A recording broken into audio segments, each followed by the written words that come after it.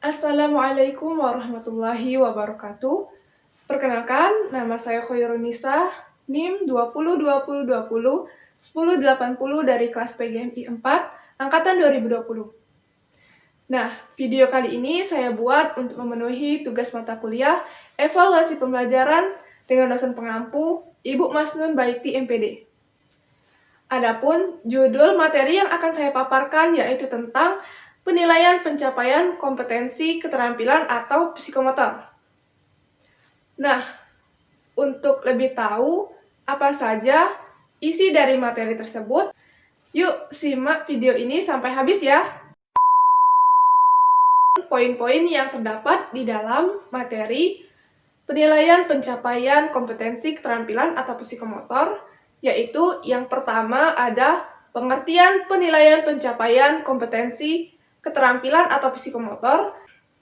Poin yang kedua yaitu tentang acuan penilaian pencapaian kompetensi keterampilan atau psikomotor. Kemudian poin yang ketiga ada ruang lingkup pencapaian kompetensi keterampilan. Kemudian yang keempat ada teknik dan bentuk instrumen penilaian. Oke, untuk poin yang pertama yaitu tentang pengertian penilaian pencapaian kompetensi keterampilan atau psikomotor. Ranah psikomotor adalah ranah yang berkaitan dengan kemampuan atau skill, kemampuan bertindak setelah seseorang menerima pengalaman belajar yang pencapaiannya melalui keterampilan atau skill sebagai hasil dari tercapainya kompetensi atau keterampilan. Jadi, pengertian dari penilaian pencapaian kompetensi keterampilan menurut Alimuddin merupakan penilaian yang dilakukan terhadap peserta didik untuk menilai sejauh mana pencapaian SKI, KI, dan KD khusus dalam dimensi keterampilan ya. Kemudian, poin yang kedua yaitu acuan penilaian pencapaian kompetensi keterampilan atau psikomotor. Kira-kira apa saja yang menjadi acuan keterampilan tersebut? Nah, jadi acuan penilaian pencapaian kompetensi tersebut meliputi yaitu keterampilan mencoba, keterampilan mengolah, keterampilan menyaji, dan menalar. Kemudian, poin yang ketiga yaitu tentang ruang lingkup penilaian kompetensi keterampilan. Dalam ranah keterampilan terdapat 5 jenjang dalam proses berpikir.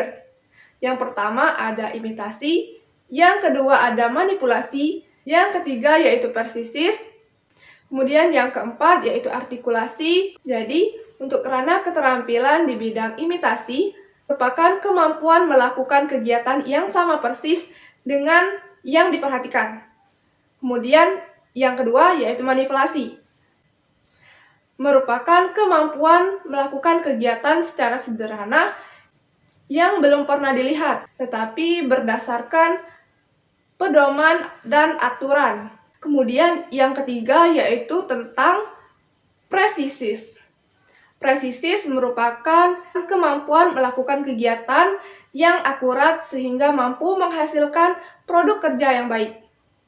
Kemudian yang keempat yaitu artikulasi.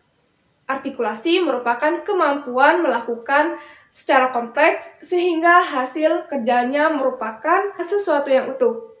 Kemudian yang kelima atau ranah keterampilan yang kelima yaitu naturalisasi. Naturalisasi merupakan kemampuan melakukan kegiatan secara refleks yaitu melibatkan fisik hingga aktivitas kerja tinggi. Kalau tadi kita sudah bahas tentang 3 poin yang terdapat di dalam materi penilaian pencapaian kompetensi keterampilan. Kemudian yang terakhir ada teknik dan bentuk instrumen penilaian kompetensi keterampilan.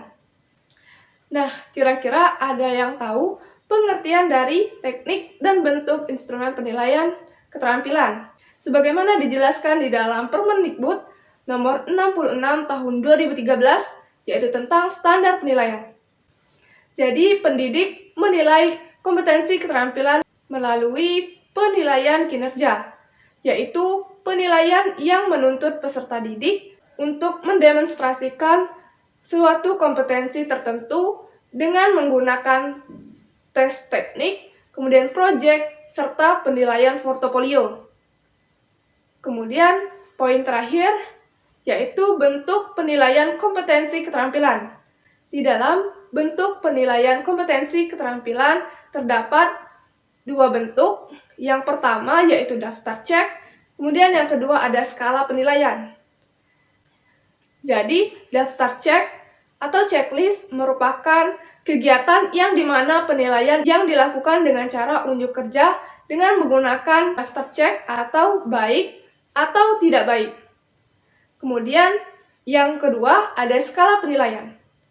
Nah, skala penilaian digunakan dengan cara penilaian memberikan nilai tengah terhadap suatu pengusaha kompetensi tertentu.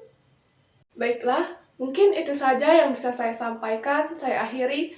Wassalamualaikum warahmatullahi wabarakatuh.